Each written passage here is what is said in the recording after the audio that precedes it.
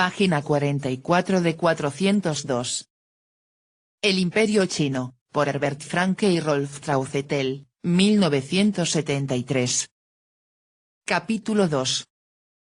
La China feudal, siglos 8 a 3 a.C., 2.1.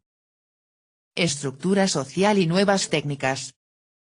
La época del feudalismo, su florecimiento, transformación y su final fue fundamental para la historia posterior de China en la medida en que en su evolución vino a cristalizar la estructura social individual espiritual de superación vital, estructura que ya no desaparecería hasta entrada la Edad Moderna. Muy pronto se convirtieron en el arquetipo de todas las orientaciones en general. En ellas hay que destacar la voluntad y aptitud para integrar todas las contradicciones sociales e ideológicas. Pues si bien es cierto, como ya se ha dicho, que la sociedad de la cultura Samya estaba organizada a la manera feudal y los Zhou eran vasallos de los Shang, la fundación de la dinastía de estos últimos adquiere un aspecto realmente contradictorio con la tradición confuciana. Pues el origen de esta dinastía fue la rebelión y la ruptura de las relaciones de lealtad. La enorme vehemencia con que la ética confuciana posterior destacó la lealtad, pilar fundamental del feudalismo, no hace más que confirmar este estado de cosas.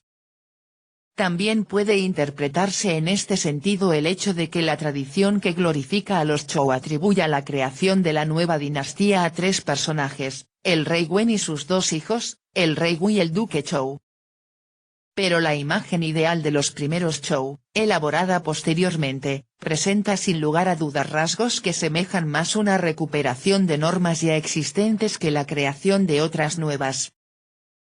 Después de la conquista, el rey Zhou había enfeudado a su propia parentela.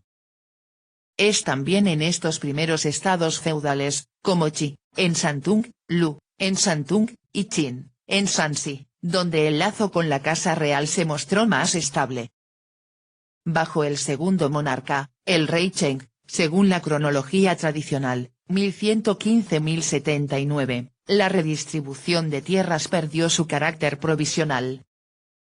Con el ritual de la investidura, que no puede imaginarse aislado de los procedimientos de culto religioso de esta época, la nobleza tomó conciencia de su legitimidad.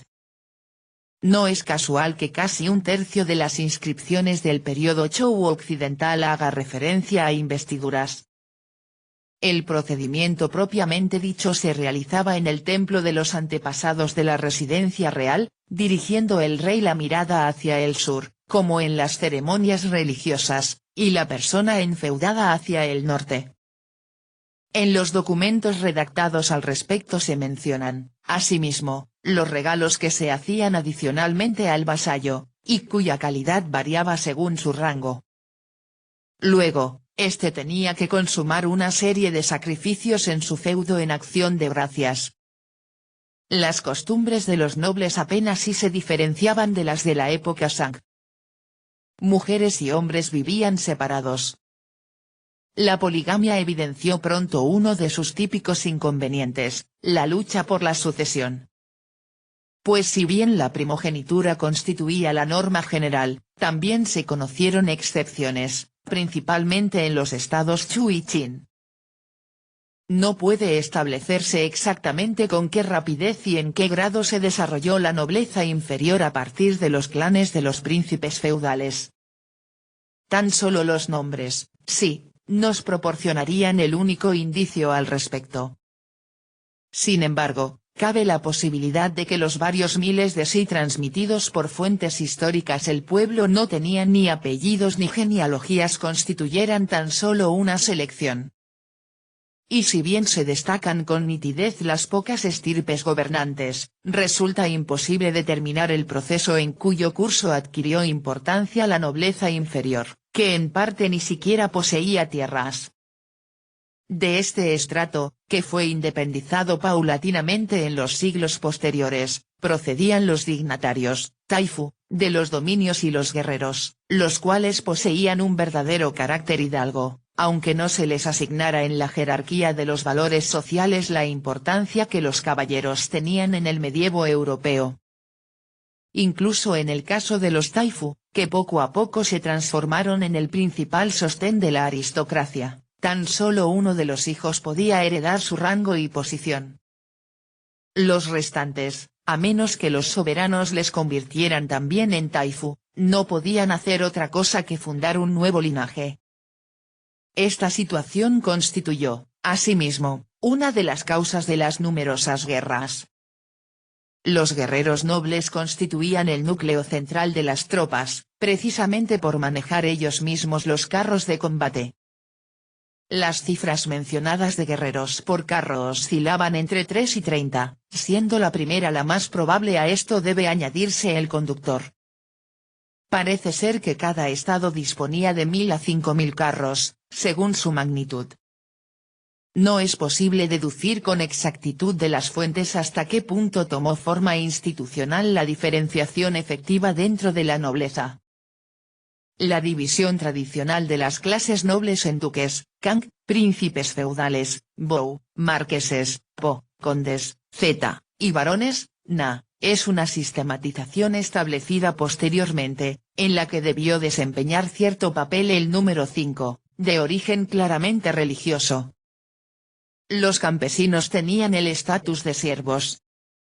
Permanecían avecindados en un mismo sitio, salvo en el caso de catástrofes naturales, cuyo resultado era a menudo el hambre.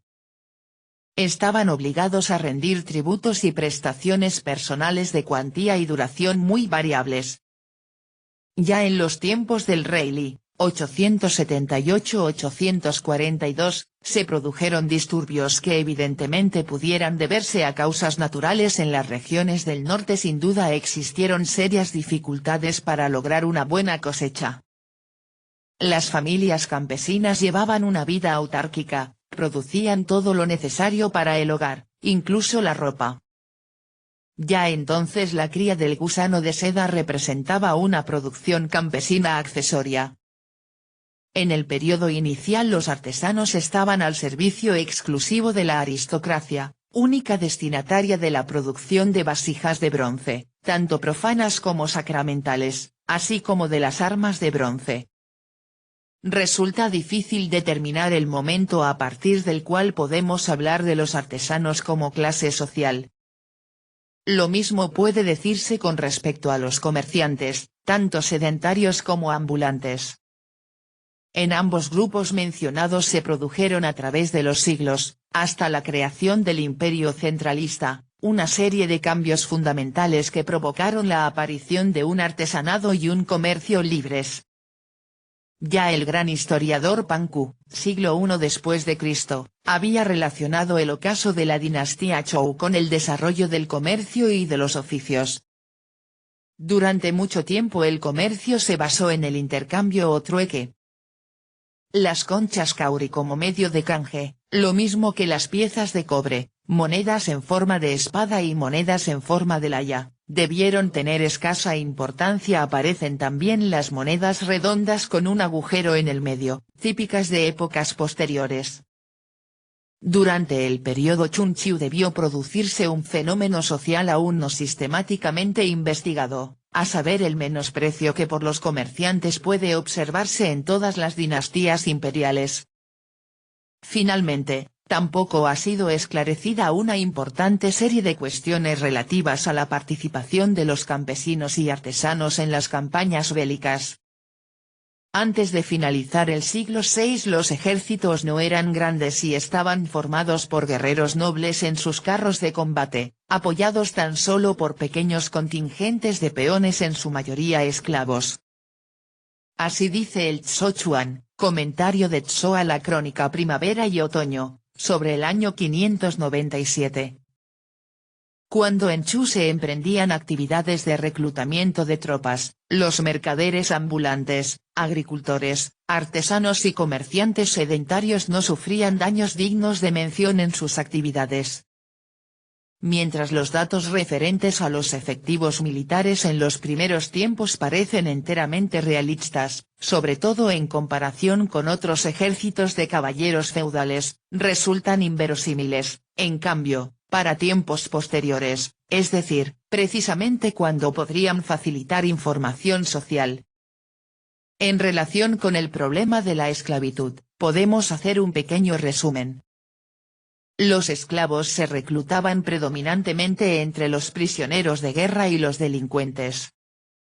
En la cultura San se les sacrificaba a menudo en las ofrendas rituales, ahora se les empleaba, en general, como sirvientes en las residencias de los nobles.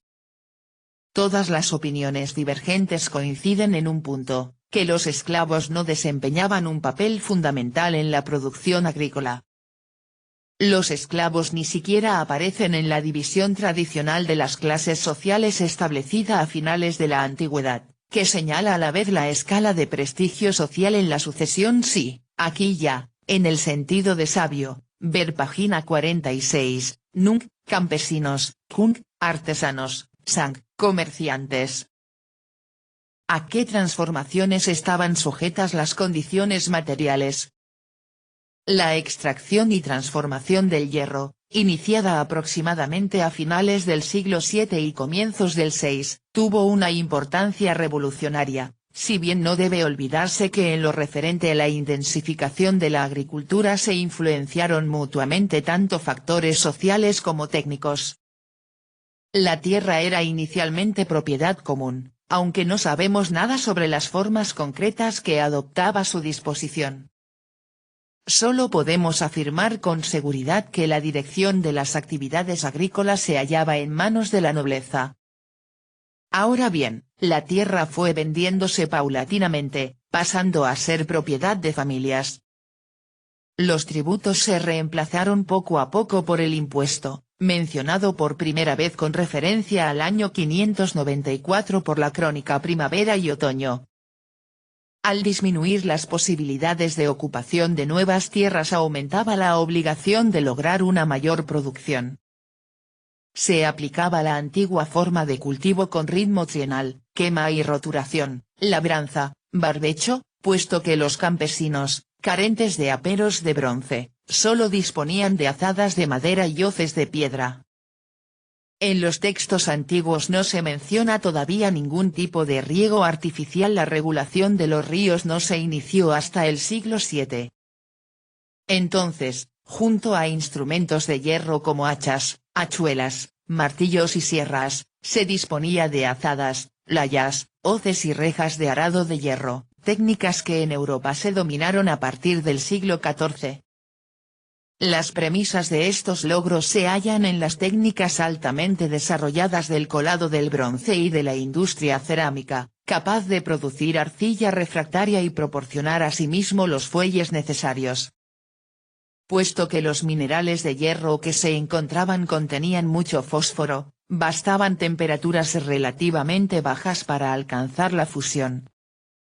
Los estados Qi y Qin debieron su prosperidad fundamentalmente a la producción de hierro, obteniendo además riquezas mediante la extracción de sal. Qi poseía largas costas, Qin disponía de aguas salinas en Sichuan, para lo cual se utilizaban calderones de hierro fundido para la evaporación.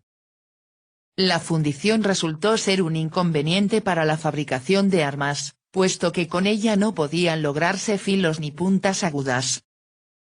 De aquí que la mayoría de las armas siguieran siendo de bronce hasta los siglos IV a III, momento a partir del cual se aprendió realmente la técnica del forjado. Es de suponer que la supremacía de Qin se basaba en las espadas de hierro con que contaba todo su ejército. Por esta razón, las tropas de infantería adquirieron una importancia cada vez mayor. Los carros de guerra desaparecieron a partir del siglo IV, fueron reemplazados en parte por arqueros a caballo. El perfeccionamiento de los métodos de defensa modificó también la estrategia militar. Junto a las murallas defensivas de las ciudades de tierra apisonada, que a menudo se reforzaban con planchas de madera, encontramos ya muros fronterizos. Y la ballesta, una invención china, se convirtió en un arma de la mayor eficacia, especialmente para los defensores. Finalmente, el desarrollo de los medios de transporte favoreció por igual las actividades bélicas y la economía. El bocado de bridas para los caballos posibilitó el nacimiento de los carruajes de 4 y 6 caballos, y el arnés de antepecho, el mundo mediterráneo antiguo solo conoció los arneses de collera y cincha, que se usó en forma generalizada a partir del siglo V, supuso también un gran progreso. Aunque en las culturas de arroz de China central, con sus campos inundados, el búfalo de agua siguió siendo el animal de tiro que fundamentalmente se uncía al arado. Ahora, con estos adelantos, el transporte común, también en el caso de abastecimientos militares, podía llevar cargas mucho mayores. Página 48.